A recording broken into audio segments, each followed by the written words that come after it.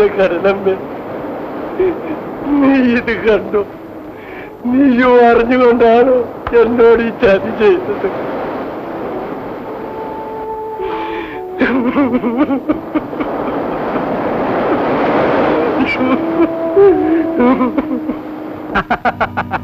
അച്യുതനോട് കളിച്ചാൽ ഇങ്ങനെ ഇരിക്കും.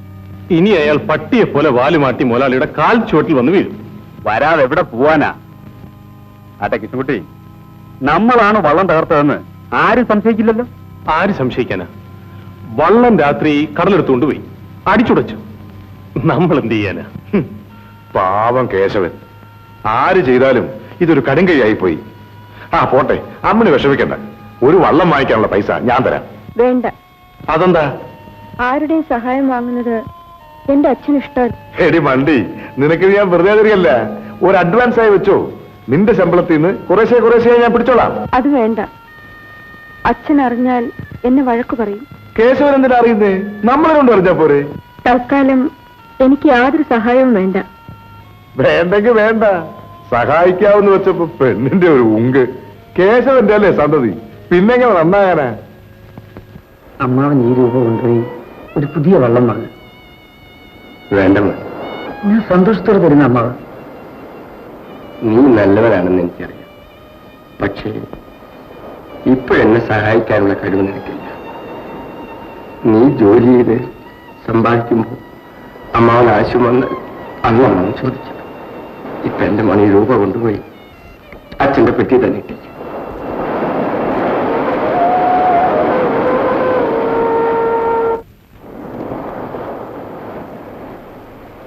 അമ്മേ, ഇതാ കാപ്പി.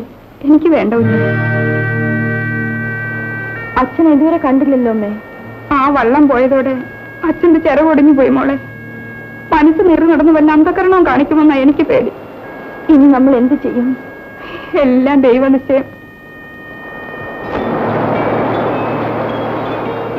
അമ്മേ, അച്ഛൻ വരുന്നു.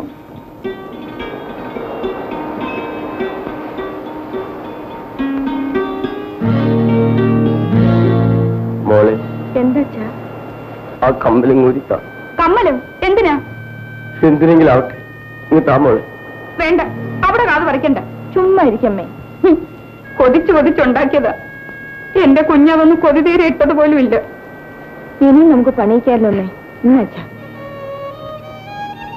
എന്റെ മോളെ പൊന്നി കുളിപ്പിക്കണമെന്നായിരുന്നു എന്റെ ആശ. കഴിഞ്ഞില്ല. ഇപ്പൊ നീ വേല ചെയ്തുണ്ടാക്കിയ ഒരു തരി പൊന്നുള്ളത് കൂടി ഞാനിങ്ങ് ഊരി മേടിച്ചിരിക്കുക.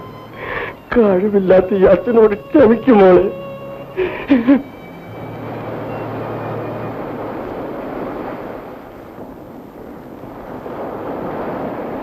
മുതലാളി,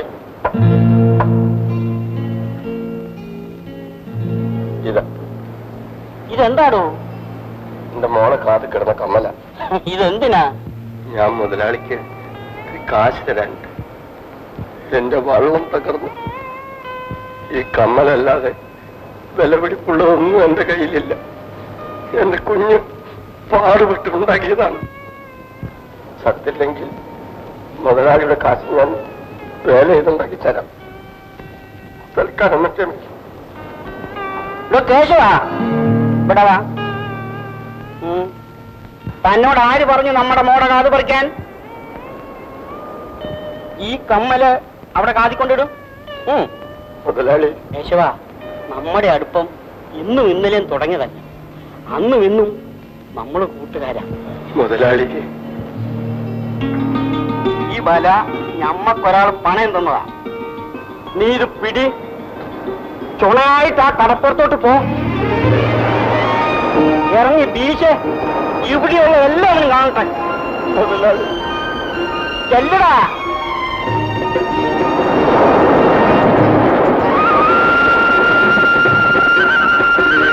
നിങ്ങളുടെ ഓഫീസ് രൂപല്ലോ മാറ്റോ? അങ്ങനെയുള്ള പവളൊന്നും ഞാൻ കാണിക്കത്തില്ലേ.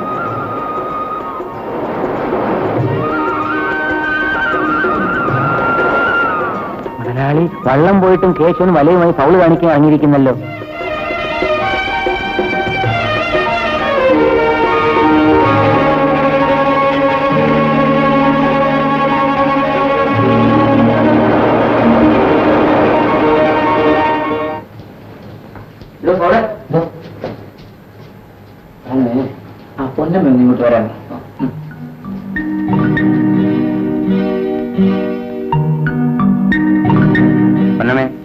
മുതലാളി വിളിക്കുന്നു. എന്നെയോ? ആ.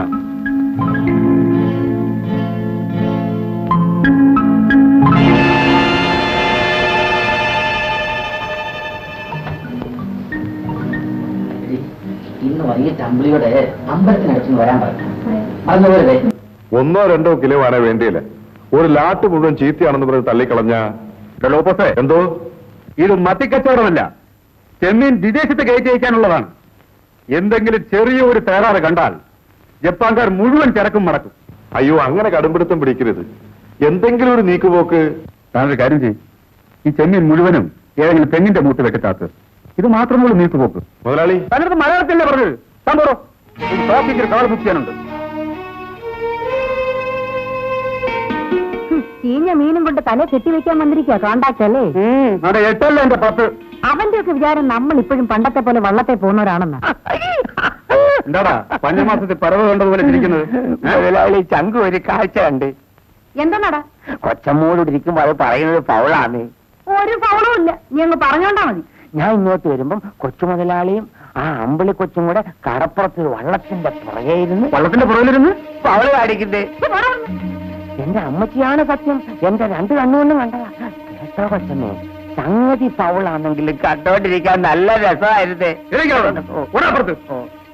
ഒരു ഫൗള് കാണാൻ നടക്കുന്നു റാസ്കൽ. കേട്ടില്ലേ മോന്റെ വിശേഷം?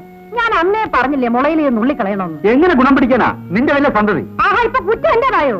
പെങ്ങളും അളിയനും കൂടെ ചേർന്നേ ആ തൊലിവിളത്തെ പെണ്ണിനെ കാണിച്ച് എന്റെ മോനെ വലവീശി പിടിക്കാൻ നോക്കുക. ദേ ഒരു കാര്യം ഞാൻ പറഞ്ഞേക്കാം, എനിക്ക് ജീവനുണ്ട്, ഞാൻ നടത്തത്തില്ല.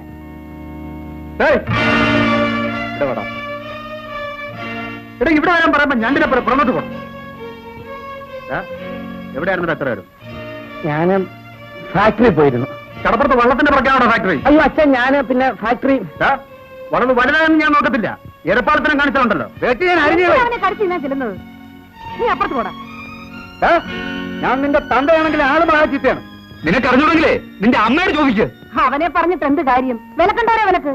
ഇവനെന്തിന് ഇവളുടെ പുറകെ നടക്കുന്നത്? പെമ്പിള്ളാര് കുഴഞ്ഞു കാണിച്ച ആമ്പിള്ളാര് പുറകെ പോവും. നിങ്ങൾ എന്റെ പുറകെ വന്നില്ലേ? ഞാൻ ഒരു തീ കൊച്ചു നടണ്ടോ? നിങ്ങൾക്കൊരു കാര്യം ചെയ്യാമോ? നേരെ അങ്ങോട്ട് ചെന്ന് അളിയനോടും പെങ്ങളോടും 4 വർത്തമാനം പറ.